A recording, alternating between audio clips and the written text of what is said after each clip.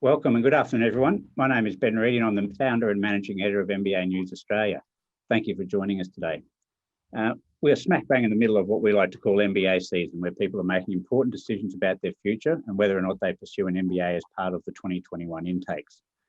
Part of our role here at MBA News is to help you make that decision. Of course, we are unashamedly pro MBA and think anyone with ambitions to be a leader in this field should get one. We also understand an MBA is not an insignificant undertaking, and the decision to proceed needs to consider a range of factors. Today, we wanted to help you walk through some of those concerns with the help of the MBA director from one of Australia's best MBA programs. We'll have some time at the end for questions, so please use Zoom's Q&A function to ask those questions, and we'll come to those at the end of the presentation. Before we jump into the questions, I just wanted to quickly introduce Dr. Nicole Hartley. Nicole is the MBA Director at the University of Queensland, where she's an Associate Professor and Researcher. The UQ MBA is one of the country's top-ranked programs, and last year was ranked #1 in the world by The Economist for student quality and #2 overall MBA program in Australasia. When she's not talking all things MBA, she is lecturing and marketing in strategic projects and undertaking research in services technology. She researched in areas like virtualized services, marketing strategy, customer brand relationships, and consumer psychology. Nicole's current research agenda focuses on exploring customer perceptions of the advent of technology and the various forms of disruption in the delivery of services, predominantly in the healthcare sector. She also works closely with companies in the Brisbane technology startup and social enterprise scene to help them with their marketing and advertising strategies. That includes launching new to market technology-based products and services. Prior to completing her PhD at the University of Sydney, Nicole was a marketing executive and has worked for major corporations in Australia and in London. Thank you for joining us, Nicole. It's really great to be here, Ben. Thanks for having me. That's okay. My first question, what does the role of MBA Director entail at a large university like the University of Queensland? That's a good question, Ben. It's a really challenging, yet really immensely rewarding role. I think the challenges we face as MBA directors is really ensuring the programs that we're delivering are relevant, that they're impactful, and that they have integrity. And I personally want to ensure that each and every one of our students is getting the most out of their experience within the MBA too. I have a really good team behind me. We have an MBA team as well as all the faculty that are dedicated to that student experience and what we're offering within the program. And so we're constantly updating the program, focusing on quality of education, new professional development opportunities. Industry connections are really strategically important. We really want to ensure there's opportunity for both students and our alum to connect with business and global thought leaders in other ways around the globe. That's critically important to see what's best practice, not just in Australia, but outside of Australia too. And really offering that lifelong sort of career and professional development support that we offer to not only just our MBAs, but also our alums. So I guess it's a whole lot of human and intellectual sort of capital going into the role and offering the best experience possible. It's a job I love, though. It can be tiring, obviously, but I think it's a role that you can really see that it makes a difference in people's lives. So yeah, you and the team should be really proud of the program you've built there. You and I spoke recently for a story about some of the myths that have evolved around the MBA as a degree. The first myth probably revolves around one of the biggest questions most people have about an MBA. What does it cost, and am I going to get my money back? What do you tell students who are worried about the financial investment required for an MBA? Yeah, we did chat recently, Ben, and I think it's really important for us to keep talking about these concerns that prospective MBAs have in undertaking an MBA. As you said at the start, it's a pretty big decision. And so something like how much is this going to cost me is one of the key critical factors that sort of can be a barrier to some prospective students. I think the real crux of this question, though, Ben, is really, what's the value of an MBA? And so I like to reframe this for our prospective students and say that an MBA is an investment. So it's an investment in yourself, it's an investment in your future career, and it's just an investment in your future, full stop. A good MBA, I think, provides you with 4 critical things. First of all, it gives you access to knowledge, where you learn about and have the ability to practice management skills and capabilities. Secondly, it's a personal development opportunity, and this is really where you challenge yourself. You challenge yourself to change the way you think and the way that you do things. And I think this is really critically important because we rarely afford ourselves the opportunity to sit down and really question why we do things and how we might do them differently or better. So it affords us that as well. The third thing is an MBA provides you with connections and friendships and networks not only to the other people in the MBA, but the alumni network around your MBA program, as well as the faculty teaching into it. And these relationships can really become the cornerstone for, how leveraging your career and just being alongside you as your friend for life, basically. And I think the fourth thing that we see coming from MBAs is that it builds confidence and resilience at an individual level. I mean, none of us have the answers to how to lead in these uncertain times. We really don't. But what we need to be able to do is look at what's best practice and back ourselves in the decisions that we make in any one given time, that they're the best decisions possible, given what we understand, what we know. So I think a combination of all those outcomes really is the answer is that the return on investment for what you pay is pretty clear. And I think it's pretty impactful. Yeah. So when it comes to paying, getting that cold hard cash together, what are the different options that students have to pay for their MBA, do you think? Yeah, there's a couple of considerations around options for how you might pay for your MBA. And we have to remember that a lot of predominantly the cost of an MBA is made up of your tuition costs for each of the courses that you're enrolled in your program, right? So the first line of call is, have options for our domestic students, very similar to the undergraduate and postgraduate programs in universities, where you can seek fee help through the federal government's assistance program there. So MBA students are eligible to apply for that. There's also opportunities for tuition scholarships, and most leading MBA programs offer these. We have been able to offer our students both full-time and part-time scholarships. We offer specialised scholarships for women. We have scholarships for our Indigenous students, international students, as well as those that have been in the Defence Force. And it's really a matter of contacting, the MBA team and sort of talking to them about what your circumstances are and seeing whether there's a scholarship that can suit and help you at the time. The other pathway that's also quite popular within cohort, and that's outside of fee help and scholarships and even just, self-pay, is for employees to actually sponsor students in their studies. And that's usually through professional development initiatives within organisations or just direct support that they give. I think employees often see, or they can be shown, the benefit of supporting their employees as they go through an MBA. Basically, you're taking what you're learning in the classroom each and every week, and you're able to apply it straight away into your workforce. So you're getting sort of cutting edge, approaches to how you do work coming through you as a channel into your organisation, and I think that's critically important. And lots of employers are actually supporting their employees in that way. So again, I think it's that investment mindset that we see coming through there. Yeah, so it's an MBA, from my own experience, the MBA is not just investment of financial investment, it's investment in time. I think to really maximise the opportunity of an MBA and extend yourself intellectually, it's really important to give yourself the time to really dive into subjects and dive into the opportunities that they get. What do you say to students who think they might not have the time to do their studies and fit in around all the other things that go on in their life?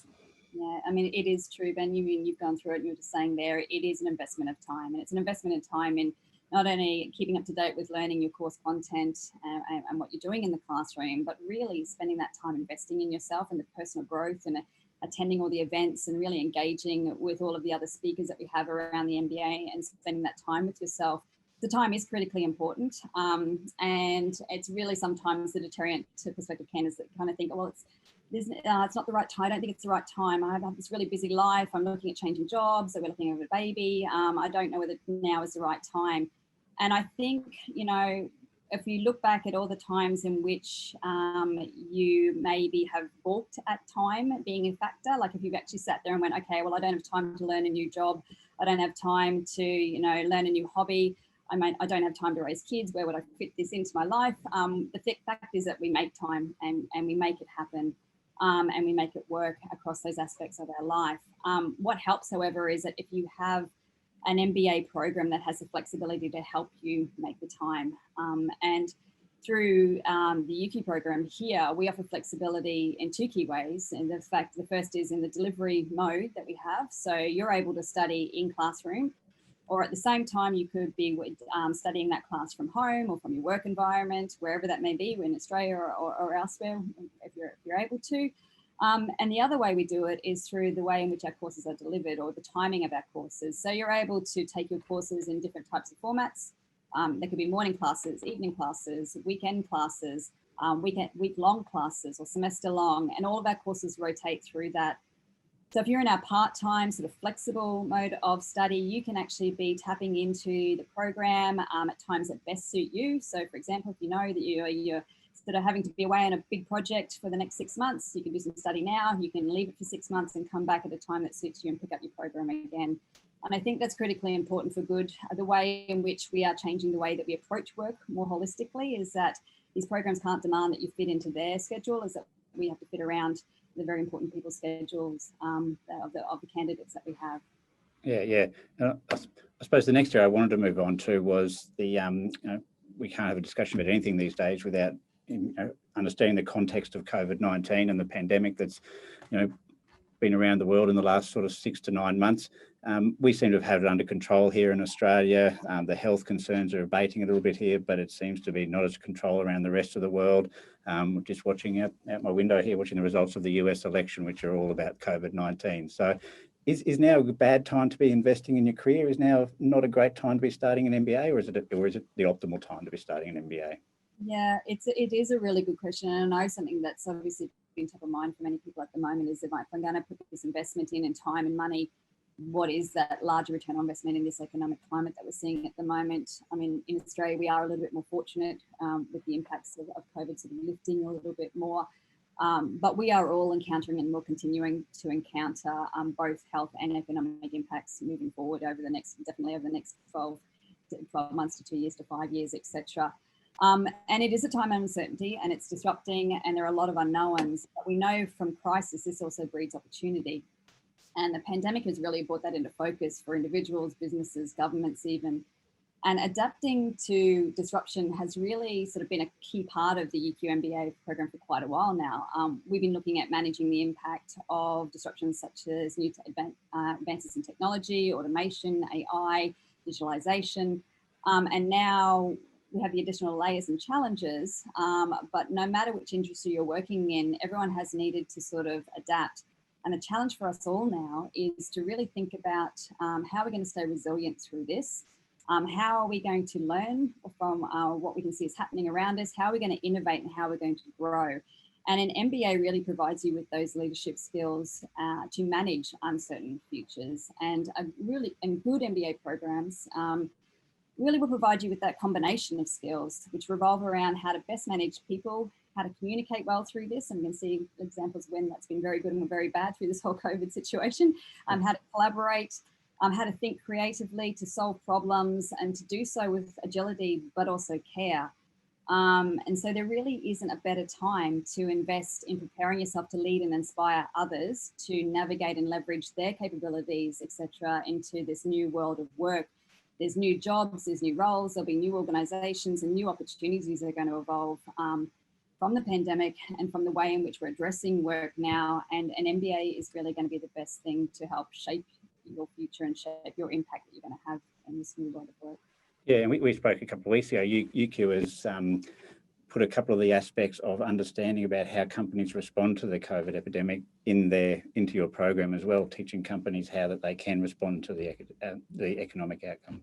Yeah, absolutely. Yeah, it's been critically important for us to be relevant in this space and to be addressing it up front, and sort of really even showcasing the uncertainty and the volatility of the markets around us, and saying this is okay. We're all going through this together.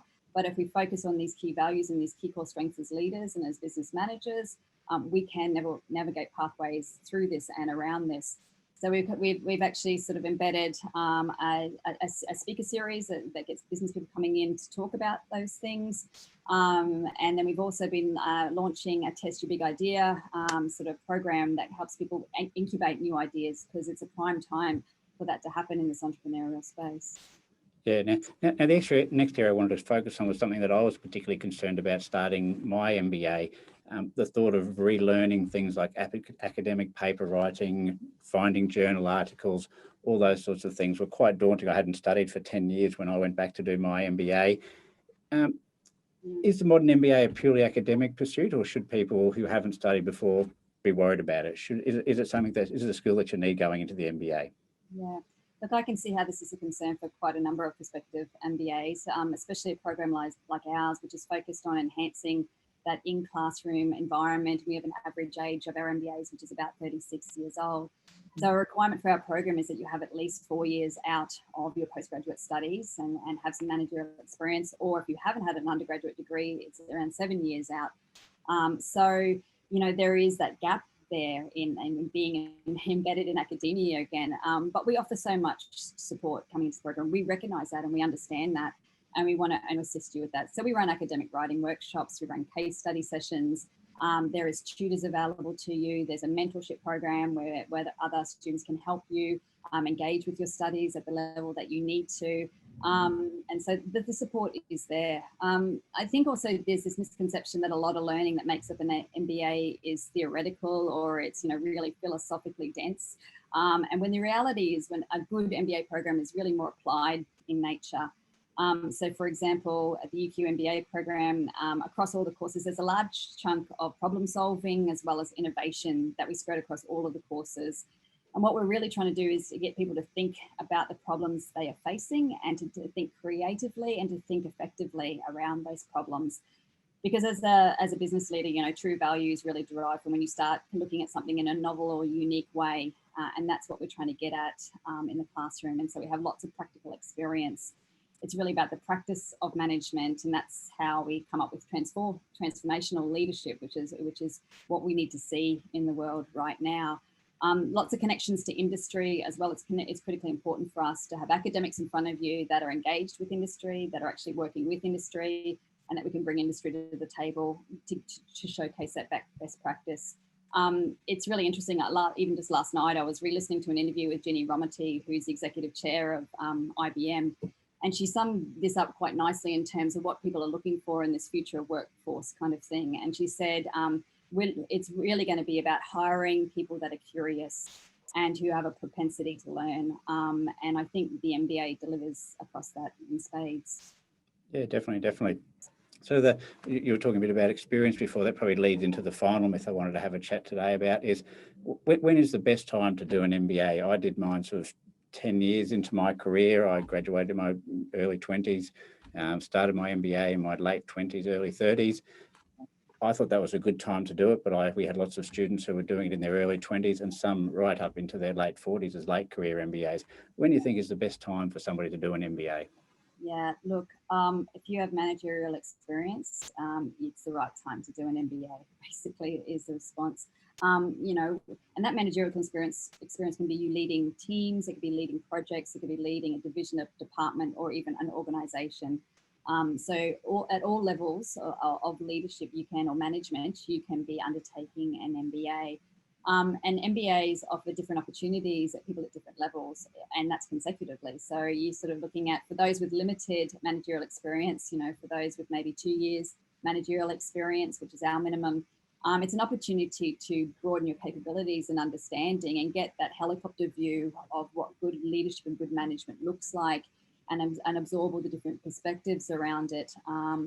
And for those that are more sort of embedded in their organizations and who are higher ranked, such as C-suites, it's really an opportunity to sharpen those skills and capabilities and really benchmark against what else is out there and who else is in the room with you. And so and being exposed to best practice and insights. So there's learnings that come through that, not only to exposure through the faculty in the classroom, but a lot of times it's the people working right alongside you in the classroom, and seeing how they have worked through business problems and advanced their thinking. There's so much to learn from being exposed to other people in the classroom environment who are there also eagerly to share, as eager as you are to share their experiences and to absorb your experience as well. And it's a very authentic and honest space to do that. You know, never in business do we get the opportunity to walk up to someone and go, oh, hey, how did that strategy go for you? There's a lot of confidence around those kinds of things. But in this classroom environment, you're exposed to people's wins, their losses, their challenges, and then you start learning collectively about what's good practice look like. And so there's opportunities to learn across all spectrums of the management scale, right from younger managers, and we usually see our youngest coming in at around 26 through to, we have a broad spectrum of, you know, you can come in until you're 90 plus to do your MBA. Yeah. It's more really about, do you see there's more for you to grow, and do you want to learn from best practice, and you want to open up your perspectives and open up your networks and your connections, and that's when the MBA is truly valuable. Yeah. So one question here without notice is, who should be thinking about doing an MBA? There's a lot of people who think the MBA is just purely about corporate ladder climbing. It's for people who want to go to the C-suite in corporations. Do you have a lot of people through the UQ MBA who come from non-profit backgrounds, social enterprise background, government employees, those sorts of people? Do you have a lot of those coming through the UQ MBA? Yeah, we honestly do, Ben. We've got a broad spectrum of people from different types of sectors. And as you mentioned there, right through from non-profit organisations, government, definitely government agencies. We've got corporates, we've got small to medium enterprises, we've got startups, people in startup scenes who've had experience in managing other projects, etc. We've got people embedded within research kind of areas that have managed teams and they want to advance their ideas and their commercialization around that. And it's from a broad range of industries. You know, we've got everyone from healthcare, defence, mining, the arts, education, sort of vet science. And this is the beautiful I don't know, simmering pot of knowledge that you have in a classroom, right? That you've got all these perspectives from very broad and different backgrounds and experiences and sectors. And there's a lot of advantages in learning what best practices in a sector that's not yours, and taking that unique insight and trying to apply it into your sector. And obviously the other thing that creates is this network effect too. So if you're coming into an MBA and you're not sure whether you really want to advance where you are, or you want to, if you want to pivot and move to a different industry, the MBA allows you to sort of test that space, talk to people in other industries and other areas and see whether that's a good fit for you. Yeah, that's certainly been my experience. We've got a couple of questions here that's all the questions I had. We've got a couple of questions here from people attending it. The first one is that there seems to be a growing focus on micro courses and micro credentials and those sorts of things. What's the difference between gathering 20 micro credentials and gathering an MBA? That's a great question. And, you know, we have micro credentials too. So I think they're very different experiences, probably target at very different outcomes. Micro credentialing at the moment is really focused on upskilling in expert areas. Okay, so if it is around business leadership and it's upskilling in just one single area of business leadership, or it's upskilling in logistics or whatever it may be, it's a deeper dive into that area that affords you the opportunity to kind of really dig in and get that expert understanding of that field. MBAs are broader, they're more encompassing, and the structure of them, when they're structured well, is that they actually are learning by doing. So it's not just a brain dump of all this information, you're absorbing it and then needing to spit it out. It's actually a shift in focus and a shift in thinking, and it's much broader and much more strategic. And that's why, you know, so there's lots of micro credentials out there. They're starting to get more credence in the market, and that's fantastic. But it's really about what you want to get out of it. Do you want to do a deeper dive into an expert field, or do you want to get that broader, higher level management understanding of what it means to do well and lead well in business? And that can be anything from leading your own startup enterprise, because we have lots of people who come into the program now who just want to do their own startup. We have a stream for entrepreneurship within the MBA, which we support people that are doing that, right through to if you do want to go up into that C-suite type of space. Yeah. Excellent, thanks for that. There's a couple of other questions here from one of the attendees. I've read a lot of forums about the MBA rankings. Some say it's important, but others say it's not so. What's Nicole's take on the importance of rankings when reviewing your MBA options? I mean, rankings are and have always been an indication of quality of a program. If a program's been able to do well in rankings and consistently do well in rankings over long periods of time, you can see that they've got the quality indicators there to deliver what they say they can deliver to you. And that's the big key indicator across, you know, the sector basically. What I think we're all concerned about as MBA directors now and MBA programs is whether rankings are going to keep up with what we need to do to shift and change, to be agile, to respond to market needs, because they're very ingrained in how they process those rankings. So we're seeing nuanced changes in our rankings, and hopefully they can keep up with how we're having to modularize or change our MBA programs to kind of adapt. But they are a good indicator of quality as a first tick in the box to say, okay, this is worth my consideration.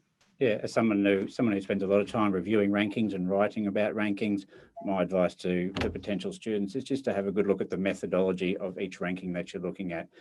Understand how they're ranking students, whether it's based on salary, whether it's on academic performance, and really understand, make sure that the rankings that are being how the rankings are developed are aligned with what you want to get from an MBA.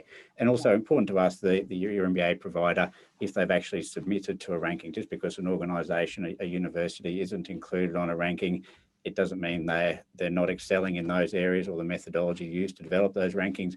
Often it's because there are 7, 8, 9, possibly 10 different MBA rankings around the world, and universities and providers just can't possibly submit applications to all of them. That's a bit true, Nicole. That's absolutely true. And that, yeah, that's a very good point. It is something that we deal with year in, year out, is where to place ourselves or where to put ourselves, what's an important ranking and what's a fair ranking, because, you know, we can see some disparities across a few of them. So yeah, we're constantly evaluating that. Yeah. Now, a specific question about the UQ MBA. What sort of engagement and input are you getting from industry into the course? It's really important for people these days to understand that there's real world advice. It's not 100% theoretical academic teaching. There is real engagement with the real world. Yeah, absolutely. So there's a few different ways in which we embed that across the program. So we have, obviously, as I mentioned, our faculty are working with industry, so they often come with that insider knowledge of working with numerous industry partners on the research that they're undertaking, and that helps inform their teaching into the classroom, saying, you know, this is what I'm seeing as best practice, or there was this time when we were talking to this industry partner, and often they get that industry partner into the classroom, they're unpacking case studies and real life case studies around what's actually occurred. The second part of it is that we have a dedicated careers and professional development team. And so we are constantly running events and seminars that are around our professional development sort of space, that is getting people from industry in to talk to you. We have round robin events with sort of recruiters as well. We have in the capstone courses, which sort of end off your program, you have the opportunity to deep dive into an industry engagement project where you're working alongside an industry partner for a good chunk of time, like about 6 months, and really unpacking a strategically important problem for them. So there is loads of opportunity to connect with industry. Excellent. I think that's the experience with a lot of MBA programs these days. They embed industry into and industry wants to be embedded into these programs, particularly the top ranked programs like UQ. They want access to the top graduates. They use it as a bit of a headhunting exercise. So. Absolutely. So one more question here. Is an MBA more helpful for certain industries, i.e. consulting and finance, as opposed to life sciences, pharma sector, where there are not a lot of MBA graduates in this space? Does the MBA have value across all sectors, or just certain specific industries? That's a really good question. And I think that's something that's evolving. If you'd asked this about 10 years ago, we would say probably doesn't have a great deal of visibility outside of some key sectors.